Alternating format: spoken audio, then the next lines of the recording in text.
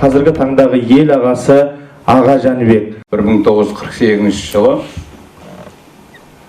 12 ақпанда қақаған қыста өмір есігін ашыппын. Шешемнің кенжесімін да, әкемнің тұңғышымын. Ойлайыншы, не берді жастық маған, үйрет деп асау берді бастық маған. Жастық маған от берді жалындат деп, жастық маған оқ берді жауыңдат деп. Жастық менің жаныма жыр байлады, жастық мені жалтартпай шыңғайдады. Жастық мені шыңдады, шынықтырды, жастық шіркін өмірді шынықтырды. Ризамын жастыққа тек көтпеді, әзір тұр гүл бағымды көктет келі. Жастық маған ақыл ой сана берді, амал не, жастық өзі қалады енді. Менің ұстаздық жолым осылайша мектепте басталды. Бұл 1971 жыл. Жасампаз шақ, жастық шақ. Дүниенің бәрі мөп-мөлдір арманға тұнып. Көгілдір қиял, тәтті оймен таңдардатырып, алапат асау өмірге жасқан шақтамай, қарайтын өктем от тұяқ тарланда тұр.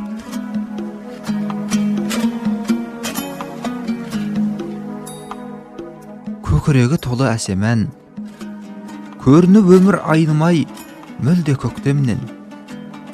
Гүлдеріп қайтар достармен күнде бөктерден. Жаңылыс басқан сәттерің жүрегіңді өртеп, дөңбек шуменен көзілмей түндер өткерген. Мазасыз көңіл жас дәурен, жетелеп аппақ армандар жаһан жақтарға. Жасайсың қолдан өмірді қатал қапталда. Бүріскен кәрі дүниені жаныңның алау, отымен жылытып жүресің қаһарлы ақпанда. Жалынды жастық алауым, ерліктер деген өзіңнен басталған анық. Алдыңда сенің бас иген асқарлар алып, қайсар даланың ұрпағы қанатын қаққан, жаңа заманның жалыны шашқанда жарық. Зымырап жылдар зулайды, тіршілік заңы жүйткуден қалғымас мүлде. Беттесең өмір ұқсамайды қарлығаш гүлге. Бәрібір сенің өр тұлғаң сан жүректерде лапылдап жанып тұрады мәңгі жас түрде.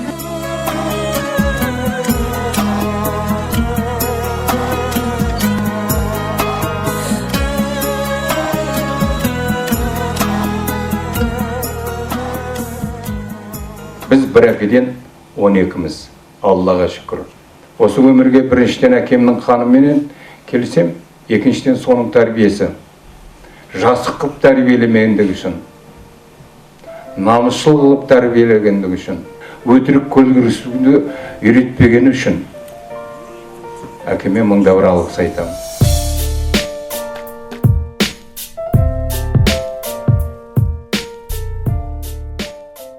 Аманаттың салмағын, парыздың қасиетін, борыштың сұрауын ұрпақтың бойына дарыту, үрдісті үзбей, дәстүрді бұзбай жеткізу аға буынның қасиетті міндеті. Адамның қалыптасатын кезі балалық шақ. Қазақ атамыз айтқандай, жаста берген тәрбие жас қайыңды игендей болатыны анық. Сондықтан адамгершілік, адалдық, қарапайымдылық, мейірімділік секілді ізгі қасиеттерді сәби санасына ұялатып, сүйегіне сіңіру ата-ананың басты парызы. Яғни, осындай бабаларымыздың тәлім тәрбиесін алған әкеміз бүгін ел ағасы.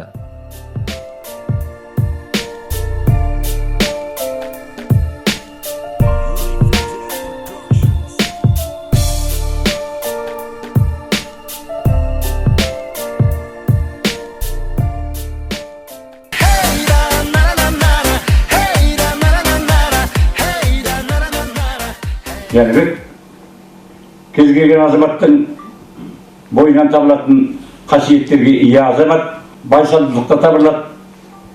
söz şebерлігіде жетерлік.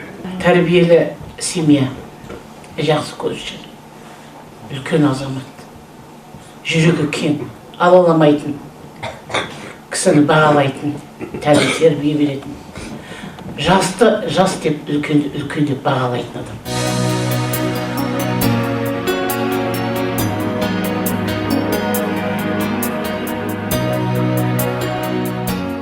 Өткен күннің артта қалып елесі, тіршіліктің жылжи берер кемесі, басыңызға бақ пен ырыс сыйлаған 70 жастың құтты болсын белесі. Бұл 70 жас қарттық жас емес, қазына жас, бала мен немеренің назына мас. Біз сізге бақ тілейміз ортаймайтын, басыңыздан ешқашан ажырамас. Өміріңіз ұрпаққа өнеге мың, тілейміз қуанышқа бөленгенін. Жүзге келіп марқайып отырыңыз, қылығына қуанып шөберенің.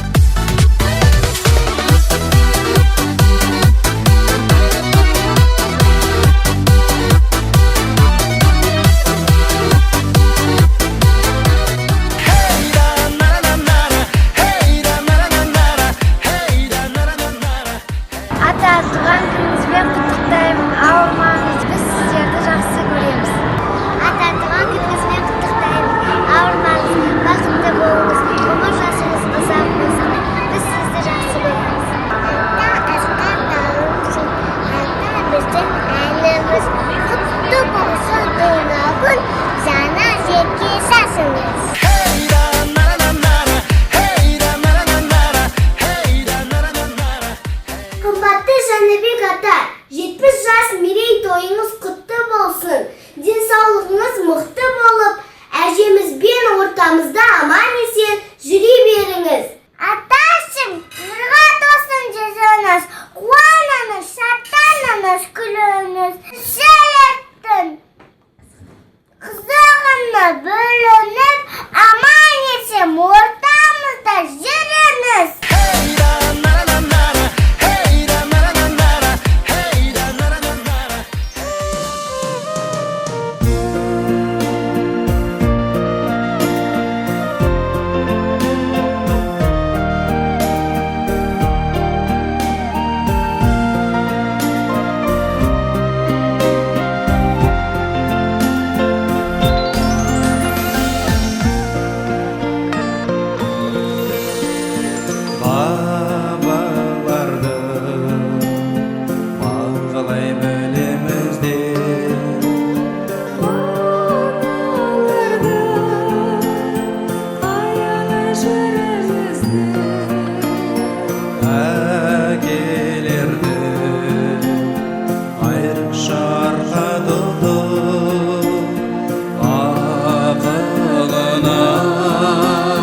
Kulakta dürümüzde